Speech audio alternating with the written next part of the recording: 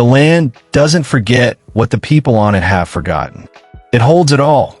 In the rust on a gate hinge, in the lean of a fence post, in the particular way a machine sits when it hasn't moved in 3 years. That IT was late October in Harlan County, Kentucky. The maples had already given up their color, and the hills had gone to that flat, exhausted brown that comes before the first frost. The air smelled like wood smoke and wet leaves and something colder underneath, a mineral smell like iron and stone. You could hear the creak from the road if the wind was right.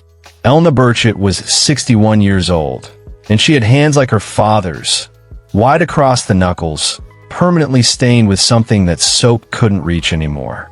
Her husband Dale had farmed 287 acres in the eastern part of the county for 34 years. They bought the first 120 together in 1989 with a loan that terrified them both, added parcels slowly, and by 2006 had something that looked, from the road anyway, like a real operation. The house was built in 1941.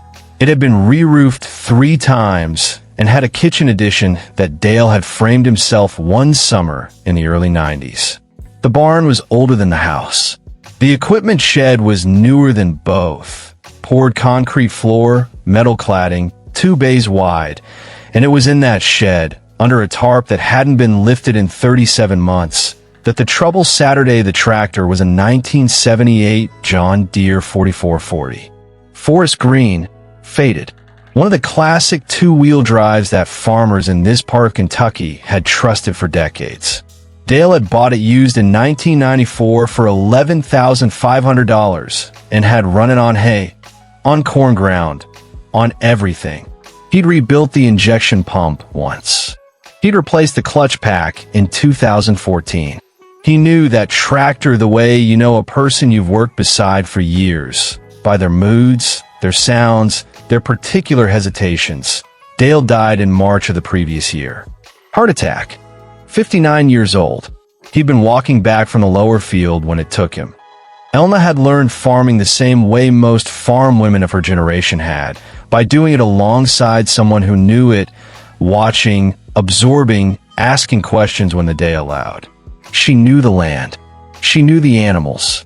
She knew which fields drained slow and which gate you had to lift before you could push it open. What she did not know, what nobody had ever needed her know, was the 4440. The estate attorney had recommended a farm equipment appraiser named Gerald Suttles, who drove down from Lexington in a white F-250 with a company logo on the door. He was a trim man in his late 40s, wearing clean boots that had never seen actual mud, carrying a clipboard and a tablet device in a leather folio. He was not unkind. He was thorough, efficient, and certain. He walked through the equipment shed for roughly 22 minutes. He noted the baler. He noted the disc. He photographed the planter, the sprayer, the small utility Kubota parked near the door. Then he pulled back the tarp on the 4440. He stood there for a moment, looking at it the way a doctor looks at something on a scan that confirms what he already suspected. He took 2 photographs. He typed something into his tablet. Elna asked him what he thought. He said, "These old Deeres sit. The fuel system turns to varnish. Block and crack if water got in and froze. Hard to know without pulling it apart, but ma'am, with a machine this age that's been sitting this long, you're usually looking at a parts tractor." He paused, not without sympathy. "I wouldn't expect more than $1,200 to $1,500 at auction. If that." He showed her the comps on his tablet. 3 other 4440s in similar condition that had sold at regional auctions over the past 18 months. He turned the screen toward her to be transparent. He was being thorough and honest as he understood things. Elna looked at the tablet and then looked at the tractor. She said, "He never let water sit in it." Gerald Suttles nodded the way people nod when they're already writing something down. I want to stop here for just a second. If you've ever said something true in a room full of people with credentials and watched it get nodded at and set aside, you know exactly how Elna felt standing in that equipment shed. It's not that Gerald Suttles was cruel. He wasn't. He was professional. He was probably right 90% of the time.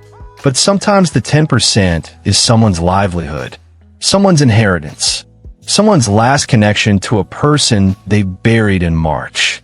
If stories like this mean something to you, hit subscribe and stay with me. And drop a comment. Tell me where you're watching from. I read every single one. This one gets better. Nobody was watching Elna that November. Her son had come from Knoxville and offered to handle things. Her neighbor Raymond had offered to call a dealer. 2 different people at church had suggested she just take whatever the auction brought and be grateful for it. She thanked all of them. She did not take any of their advice. What she did instead was go into Dale's office, a converted closet off the kitchen, barely big enough for a desk, and pull out the logbooks. Dale Burchett had kept a logbook on every piece of equipment he owned. Not a formal record, nothing printed, just spiral-bound notebooks, the kind with the black and white marble cover. 1 per machine, updated in pencil and handwriting so small you had to hold it near the window to read. The 4440's notebook was the thickest one. It went back to 1994. She read it over 3 evenings. She made her own notes on a yellow legal pad, the kind her daughter used in school, in a handwriting nothing like Dale's. The first thing she found, the last entry in Dale's notebook, was dated October 14th, 2.5 years before he died. He noted that he'd run the tractor through a full cycle, checked the coolant, drained and refilled the diesel, and fogged the intake before storage. Fogged the intake. She wrote that down. She didn't know exactly what it meant, so she looked it up. Fogging the intake meant he'd sprayed a light oil mist into the air intake before shutting it down. Standard long-term storage practice designed to coat the cylinder walls and prevent rust. It was a detail that took 30 seconds to do. It was the kind of thing a man who respected his equipment did without being told. The second thing she found was the receipt, folded into the back cover of the notebook, from a shop in Harlan called Combs Diesel Service, dated September 2019. Fuel system flush. New injector O-rings. Injector bench test, all 6 within spec. $412.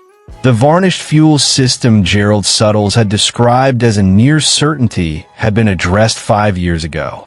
She photographed the receipt with her phone.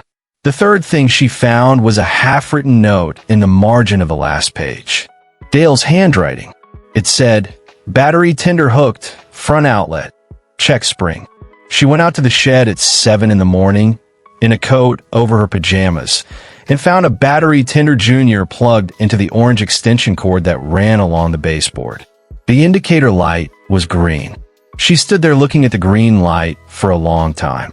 Then she went back inside and wrote it down. The auction was scheduled for the first Saturday of December. The week before, Elna called Gerald Suttles' office and asked if she could have a second opinion included in the estate documentation before anything was listed. He agreed, with the professional patience of a man who had fielded this request before and knew how it usually ended. She had contacted a man named Terry Combs, son of the original owner of Combs Diesel Service, who had done the 2019 work himself. He was 53, drove a maroon Chevy pickup, and wore a John Deere cap that had been washed so many times the logo was nearly white. He came on a Wednesday afternoon. He was in the shed for 40 minutes. He checked the oil. He checked the coolant. He reconnected the battery, which had been holding at 12.6 volts. He primed the fuel system. He checked the hydraulic fluid level, which was full and clean. He climbed into the seat, set the throttle, and turned the key. The 4440 started on the 3rd crank. The room, if you can call a cold equipment shed a room, went quiet in a way that's hard to describe to someone who wasn't there. It wasn't dramatic. There was no gasp. Terry Combs just sat in the seat and let the engine idle up, and after about 45 seconds he climbed down and said, to no one in particular, "That's a good engine." The revised appraisal listed the 4440 at $21,500 in current running condition. The market for that generation of two-wheel drive John Deeres had strengthened considerably in the past 2 years as older farmers sought out simpler, parts-available iron over modern GPS-equipped machines nobody could work on themselves. Gerald Suttles amended the estate valuation without argument. He was a professional. He amended it correctly. The difference between his original estimate and the revised figure was $19,500. Elna did not say anything when she received the amended paperwork. She just folded it and put it with the logbooks. She did not sell the tractor. That surprised people. Her son, her neighbor Raymond, the auction company that had already been making arrangements. But Elna Burchett had thought about it, and what she concluded quietly was that the 4440 was not a problem that had been solved. It was a thing that worked. And things that work have a different category than things that need to be disposed of. She leased the farming to a young man named Cody Napier, who ran cattle and hay on the north end of the county. Part of the arrangement was use of the equipment. He paid her $1,800 a year for that access, which was fair, which she verified. The story spread the way things spread in small communities. Not fast, not loud, but wide. By February, 3 different people at the farm co-op had mentioned to someone that the Burchett widow had started a tractor every expert said was dead. It wasn't said with amazement. It was said the way people in farming communities say things they want to remember matter-of-factly, as a lesson that doesn't announce itself as one. Terry Combs got 2 new customers that winter from the referral. Elna never mentioned Gerald Suttles by name to anyone. She didn't need to. The numbers spoke clearly enough, and she had never been a woman who spoke just to hear herself. She kept the logbooks in the drawer of Dale's desk. She started one of her own. Here's what I keep coming back to when I think about this story. Dale Burchett never imagined he was leaving his wife a defense. He was just a man who cared about his equipment, who wrote things down, who took 30 seconds before winter storage to do the thing he'd been taught to do. He wasn't thinking about appraisers or auction houses or estate attorneys. He was thinking about spring, about the fact that the machine would need to work again, and it should be ready. The notebooks weren't a legacy. They were just Tuesday. But grief is strange, and land is strange, and sometimes the most important things a person leaves behind are not the things they intended to leave. They're the habits, the small careful acts, the green light on a battery tender in a cold shed. When Elna heard that engine turn over on the 3rd crank, she didn't think about the $19,500. She told the woman who told me this story that what she thought about was October.